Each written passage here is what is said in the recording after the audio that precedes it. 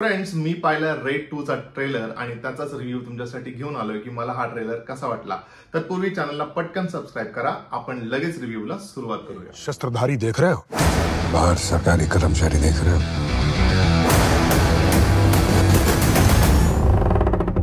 So friends, 2018 नंतर Amey Patnaik is back with Raid 2। Yes, Ajay देवगणचा swag या फिल्म मध्ये काहीतरी स्पेशल दिसतोय। ऑफकोर्स त्याची 75th रेड असणार आहे ही, आणि ती किती इंटरेस्टिंग असणार आहे हे ट्रेलर बघितल्यानंतरच आपल्याला कळतं।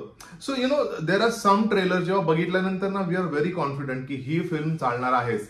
जसं छावाचा ट्रेलर आल्या आल्या इट वॉज नोन की ही फिल्म खूप चांगला बिझनेस करणार आहे, याची स्टोरी चांगली असणार आहे, याच्यामध्ये सिनेमॅटोग्राफी चांगली असणार आहे, आणि of course when you have a good story, good content, then film चालतेच, कारण of course that is the fundamental which is required for any film. So रेडचंही मला तसंच काहीसं दिसतंय की त्याची स्टोरी ही अतिशय इंटरेस्टिंग असणार आहे, अँड ऑफकोर्स आपल्या रितेश भाऊची स्पेशल एंट्री ह्या फिल्ममध्ये झालेली आहे, त्यामुळे एक्साइटमेंट ना ही डबल झालेली आहे। मागच्या वेळीच फर्स्ट टाइम जेव्हा आपण फर्स्ट रेड पाहिली होती तेव्हाच ही एवढी इंटरेस्टिंग मला कॉन्सेप्ट वाटली होती आणि I was completely hooked.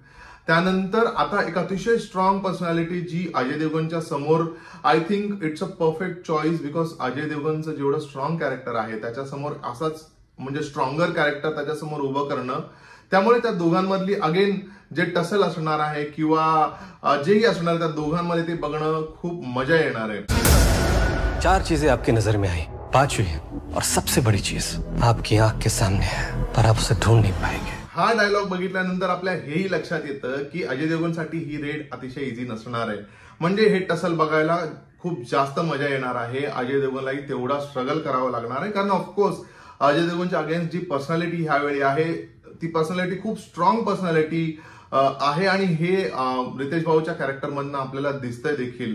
Of course Saurabh Shukla याच्यामध्ये आहे, त्याचा काय अँगल आहे किंवा त्याचं काय कॉन्ट्रीब्युशन आहे हे आपल्याला अख्खी फिल्म पाहिल्यानंतरच कळेल, बट ओव्हरऑल बघताना हे खूप इंटरेस्टिंग राईड असणार आहे, आणि हिस्टॉरिकल रेफरन्स पण आहे। सो आय एम अज्युमिंग काहीतरी हिस्टॉरिकल अँगलही याच्यामध्ये असेल, ते अगेन आपल्याला फिल्म बघितल्यानंतर कळेल, पण टोटल ओव्हरऑल जर का बघायचं झालं तर film looks very promising, and I am very confident की बॉक्स ऑफिसवर ही फिल्म खूप चांगला बिझनेस करणार आहे। एकच निगेटिव्ह पॉईंट जो मला वाटला, I think and many people are talking about it, की वाणी कपूरची एंट्री याच्यामध्ये कशी झाली, इलियाना डिक्रूज वॉज देअर, तर तिची एंट्री काय आहे किंवा तिचं कॅरेक्टर काही सरप्राइझिंग आहे का असंही असू शकतं, ते आपल्याला फिल्म बघितल्यानंतर कळेलच। बट ओव्हरऑल मला हा ट्रेलर अतिशय आवडलाय। I am looking forward for this movie, आणि त्याचा रिव्ह्यू तुमच्यासाठी घेऊन येईनच। तुम्ही ट्रेलर पाहिलाय का आणि तुम्हाला ट्रेलर कसा वाटला हे मला कॉमेंट करून सांगा। व्हिडिओ आवडला असेल तर लाईक करा, शेअर करा आणि चॅनलला सबस्क्राईब करा। भेटूया लवकरच, तोपर्यंत स्टे ट्यून्ड।